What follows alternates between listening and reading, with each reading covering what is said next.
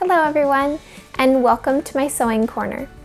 In this video, I'm going to be showing you how to make this box pleat skirt. And it's just a sew along of McCall's 6706 in VUD. It's a very easy pattern to sew, and I know this because it was the first skirt pattern that I made about 5 years ago. Now, I'd been sewing since I was 13 when I got my first sewing machine, but I had been doing experimental sewing and quilting and bag making, all sorts of fun home-related projects.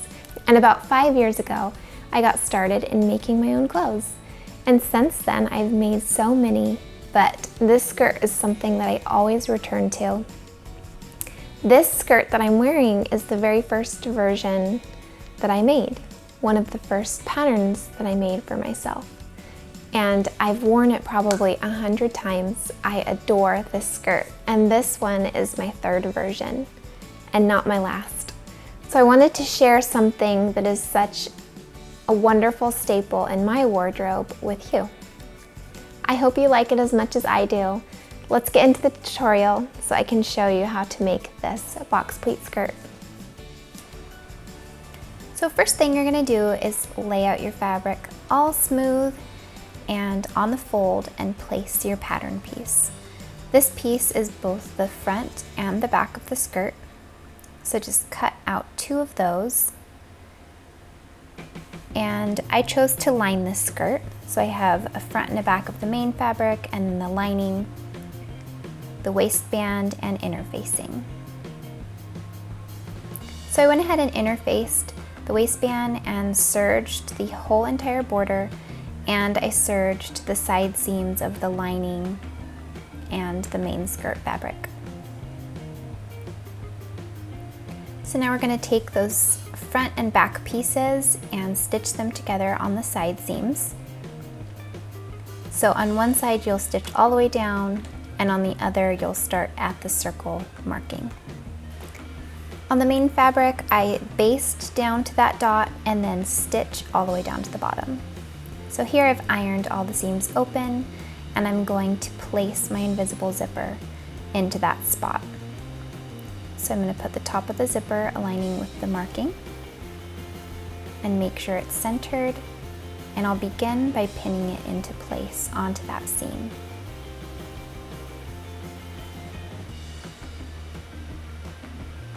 And then when it's pinned, I'm just going to hand baste the zipper tape and the seam allowance to each other, but not stitching all the way through to the front.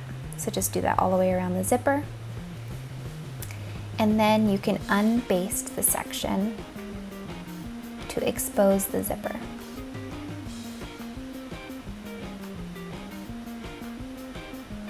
And then I just wiggled the bottom of the zipper down below the opening so it's out of the way.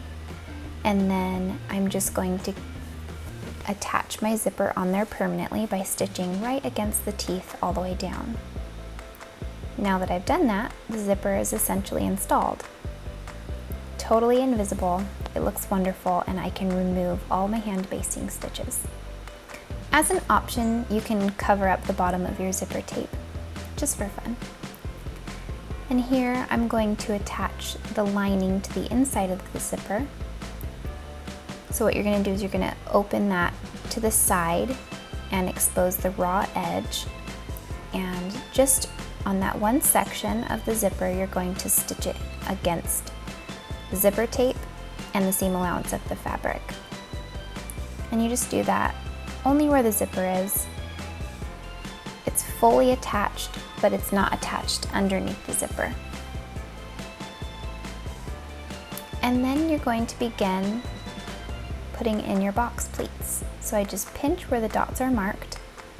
So these dots are going to come toward the dots in the center of the pleat. And I just like pinning that pleat into place.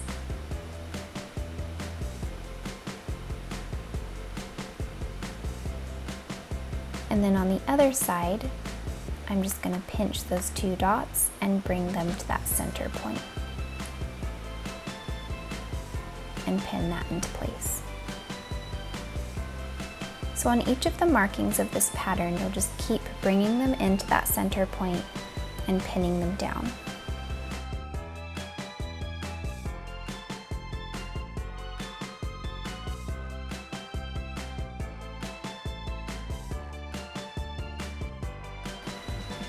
And I just keep smoothing my fabric as I go around so that the lining and the exterior fabric are both in alignment.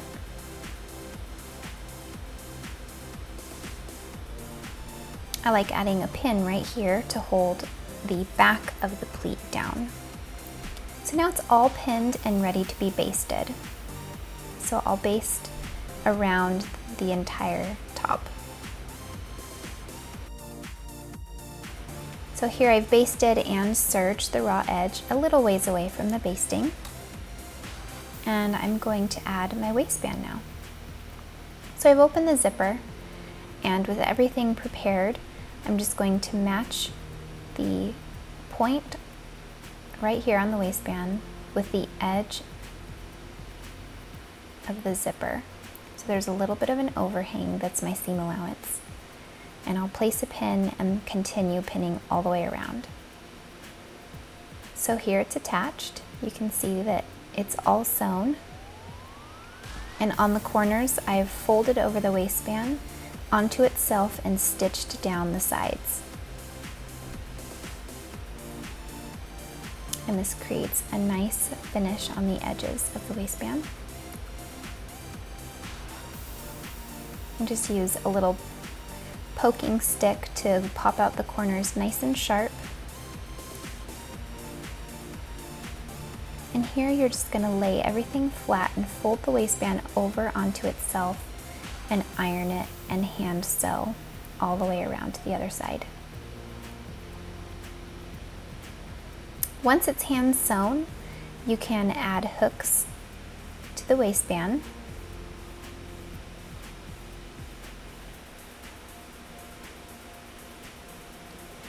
And I just used 2 hooks.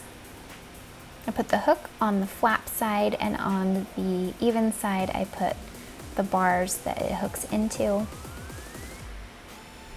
And when you zip this up, it's such a clean finish. It looks really great. And then now you can just hem the lining if you choose to do that, and I always fold the lining up with a much bigger hem. And then on the skirt, I just normally hem it by folding over 1/4 of an inch and then 1/2 or 5/8 of an inch and stitch that down. That way the lining is just slightly above. Now that you've sewn the hem, the skirt is finished and ready to wear. Now I wanted to start adding a segment at the end of my tutorials called How Much Did It Cost? Just to break down the different elements and how much it costs to make things on your own.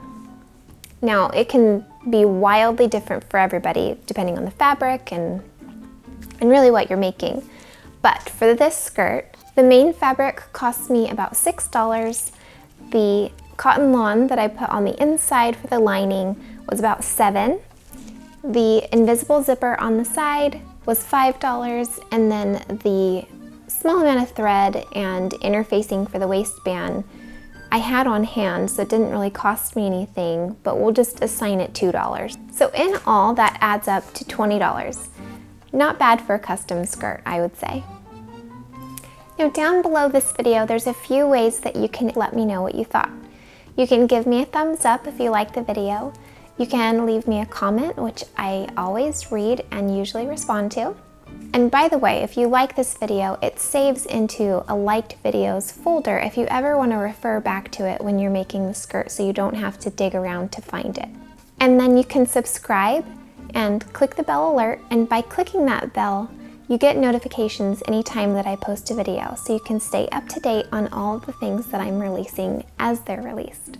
Until next time, go get creative and make a skirt that you love. Bye.